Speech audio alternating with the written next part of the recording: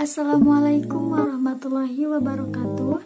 Kami dari kelompok 3 akan mempresentasikan kegiatan 3, yaitu mengenai fosil kuda, homologi, dan analogi. Perkenalkan, nama saya Neng Risna. Perkenalkan, nama saya Mela Nurisanti. Nama saya Syifa Alfiatul Marwah. Saya Irafian Natasha dari kelas 12 MIPA. Di sini saya akan menjelaskan mengenai homologi. Apa itu homologi? Homologi adalah kesamaan dari beberapa spesies yang dihasilkan dari leluhur yang sama. Apa sih contoh dari homologi itu? Contoh dari homologi itu ada hewan tetrapoda atau hewan yang berkaki 4. Nah, hewan yang berkaki 4 ini berevolusi menjadi berbagai jenis spesies, di mana di bagian depannya memiliki struktur yang sama, namun memiliki fungsi yang berbeda-beda. Misalnya, kaki depan harimau, kaki depan paus, kaki depan katak, kaki depan burung itu berasal dari tetrapoda nenek moyang yang sama, namun kemudian dimodifikasi sehingga memiliki fungsi yang berbeda-beda. Paus memodifikasi tungkai depannya menjadi sirip untuk berenang, sedangkan burung memodifikasi tungkai depannya sehingga menjadi sayap untuk terbang. Di sini saya akan menjelaskan tentang fosil kuda.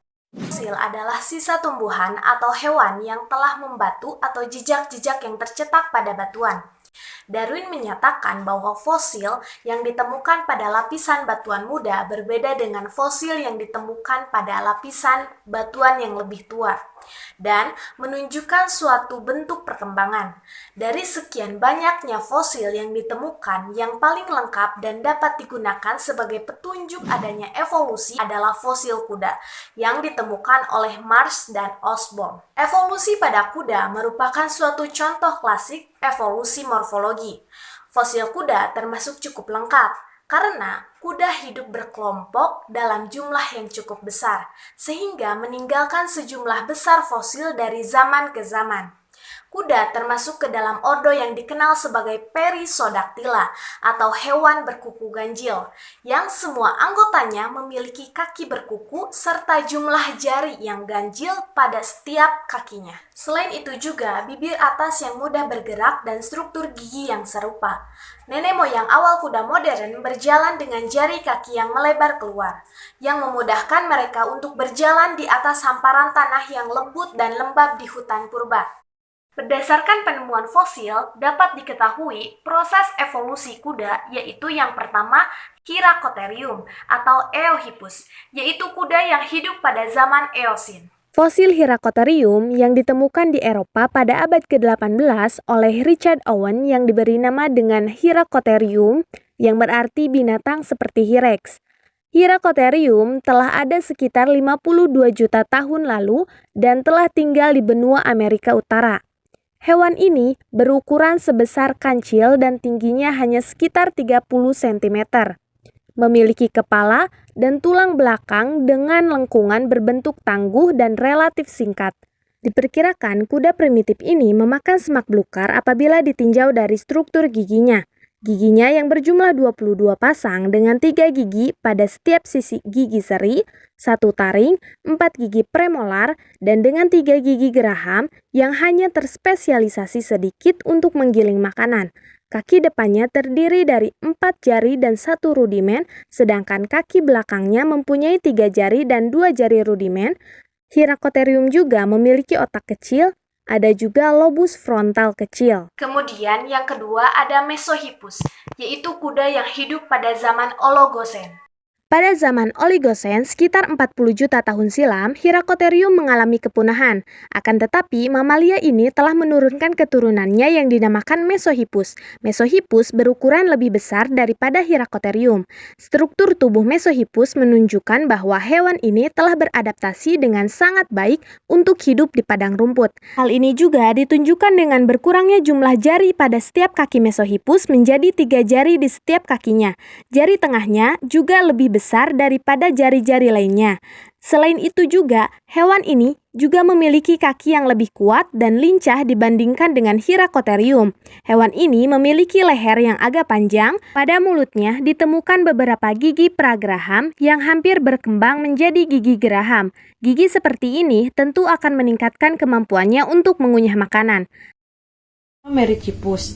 Jadi bentuk tubuh Merychippus sudah menyerupai kuda modern. Walaupun jumlah jari kakinya masih seperti kaki kuda primitif, yakni 3 jari, namun struktur kakinya lebih panjang sehingga ia lebih mudah melarikan diri dari kejaran predator. Fosil Merychippus banyak ditemukan di Amerika Serikat. Diperkirakan hewan ini hidup sekitar 17 juta hingga 11 juta tahun yang lalu. Kita akan membahas fosil Pliohippus. Jadi Pliohippus ini diperkirakan hidup sekitar 12 juta hingga 6 juta tahun yang lalu. Fosilnya banyak ditemukan di daerah Colorado dan Kanada. Fosil Equus. Jadi fosil ini hidup sekitar 5 juta tahun yang lalu hingga saat ini. Spesiesnya mencakup kuda, keledai, dan zebra. Equus merupakan satu-satunya genus yang bertahan dalam kekerabatan kuda. Besar dari kuda yakni yang pertama perubahan jumlah dari jari dan ukuran panjang kaki sehingga lebih lincah jika dikejar predator. Yang kedua, perubahan geraham yang menyesuaikan dengan jenis makanannya dari berbeda dari masa ke masa. Yang ketiga, leher serta struktur wajah yang berubah dari masa ke masa. Contohnya ukuran wajah lebih panjang dibanding kuda primitif. Perubahan utama yang terlihat pada perkembangan Eohippus hingga Equus adalah ukuran tubuh, ukuran kepala, panjang leher, geraham muka dan belakang, jumlah jari kaki, serta bentuk lapisan gigi. Jadi, kesimpulannya, kuda sama halnya dengan semua makhluk yang ada di bumi ini. Merupakan hasil evolusi selama jutaan tahun dan proses evolusinya sangat panjang dan rumit. Di sini saya akan mempresentasikan mengenai analogi. Analogi merupakan bukti evolusi yang terdapat pada beberapa spesies berbeda dan dihasilkan dari leluhur yang berbeda.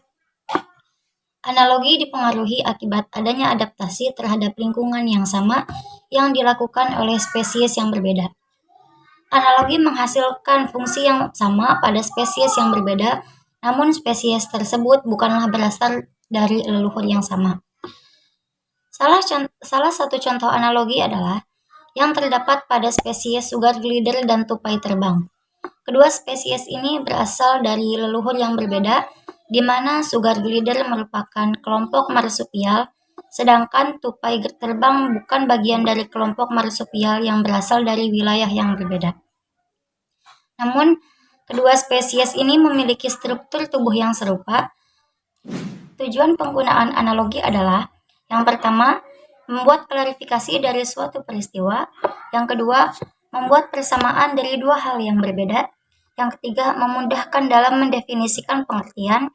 Yang keempat, menandaskan sebuah pesan. Dan yang kelima, menyederhanakan kerumitan. Analogi bisa dibedakan menjadi dua bagian, yaitu yang pertama, analogi induktif.